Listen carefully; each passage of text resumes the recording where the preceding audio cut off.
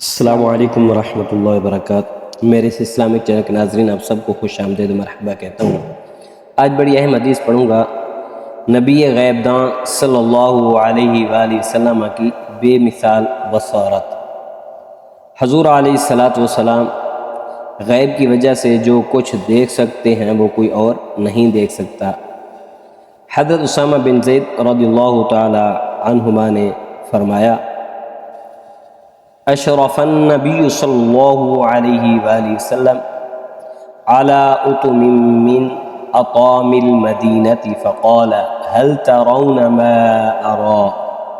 قالوا لا، قال فإني لأرى الفتن تقع خلال بيوتكم كوقع القطر۔ یہ حدیث صحیح بخاری شریف کے اندر موجود ہے، کتاب الفتن، باب قول نبی صلی اللہ علیہ وآلہ وسلم ویل للعرب من شر قد اقترب۔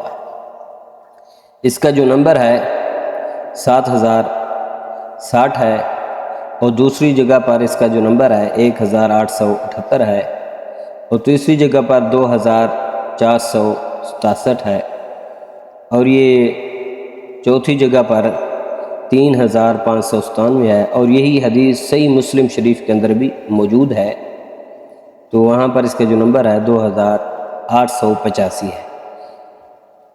اب یہ حضور نبی اکرم صلی اللہ علیہ وآلہ وسلم نے مدینہ منورہ کے ایک بلند مقام سے دیکھتے ہوئے اپنے صحابہ کرام رضوان اللہ تعالی علیہم اجمعین سے ارشاد فرمایا، جو کچھ میں دیکھ رہا ہوں کیا تم بھی دیکھ رہے ہو؟ اب میرے آقا جو کچھ دیکھ رہے تھے اس کے بارے میں فرما رہے ہیں، میرے پیارے صحابہ تم بھی دیکھ رہے ہو؟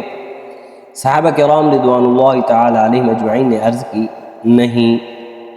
فرمایا، یقیناً میں فتنوں کو تمہارے اہل مدینہ کے گھروں میں اس طرح کثرت کے ساتھ اترتے دیکھ رہا ہوں جیسے بارش برستی ہے۔ اس حدیث سے معلوم یہ ہوا کہ جو کچھ حضور علیہ السلام نگاہ نبوت سے دیکھ سکتے ہیں کوئی اور نہیں دیکھ سکتا۔ اس حدیث مبارک میں حضور خاتم النبیین صلی اللہ علیہ وسلم کی بے مثال بصارت کا ذکر ہے کہ آپ صلی اللہ علیہ وآلہ وسلم فضل خداوندی سے آئندہ پیش آنے والے ان حالات و واقعات کو بھی ملاحظہ فرماتے ہیں جو کسی اور کو دکھائی نہیں دیتے۔ اس ارشاد نبی میں شہادت سیدنا عثمان غنی و امام حسین رضی اللہ تعالی عنہما اور واقع حرہ یزید پلید کی مدینہ منورہ پر لشکر کشی اور درندگی جیسے فتنوں کی طرف اشارہ ہے، اور یہ غیبی خبر ہے، آپ صلی اللہ علیہ وآلہ وسلم کے معجزات سے ہے۔